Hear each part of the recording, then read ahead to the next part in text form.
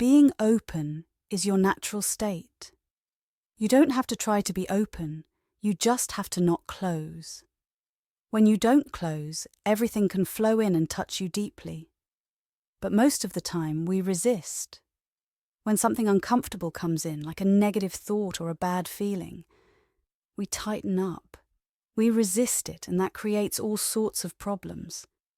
We do this all day, every day, with big and small things, pushing away what we don't like and holding on to what we do. In fact, a lot of psychology is based on this idea. Think about when you were a child. Maybe your mom did something that upset you, like taking away your favorite toy too soon. You couldn't handle the feeling back then, so you resisted it and pushed it away. But here's the thing. That feeling didn't just disappear. It stayed inside of you, and it's still there, even years later. Sometimes, when something happens in the present that reminds you of that old feeling, it comes back up.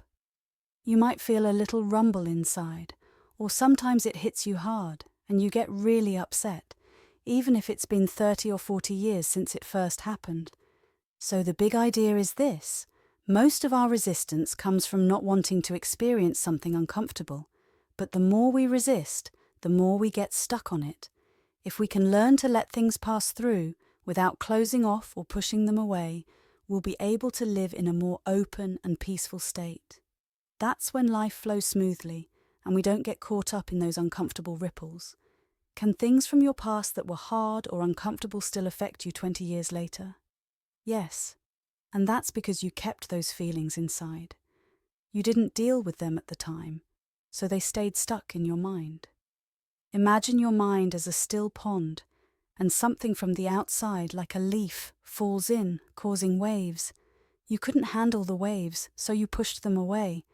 By doing that, you actually stored those feelings deep inside. This is one of the most important lessons on your spiritual journey.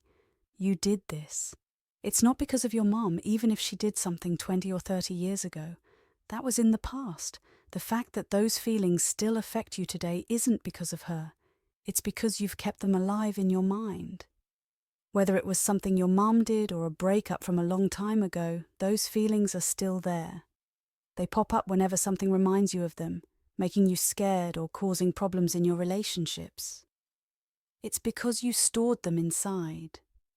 In reality, those emotional waves are meant to come and go naturally. An enlightened person can let those feelings pass right through them.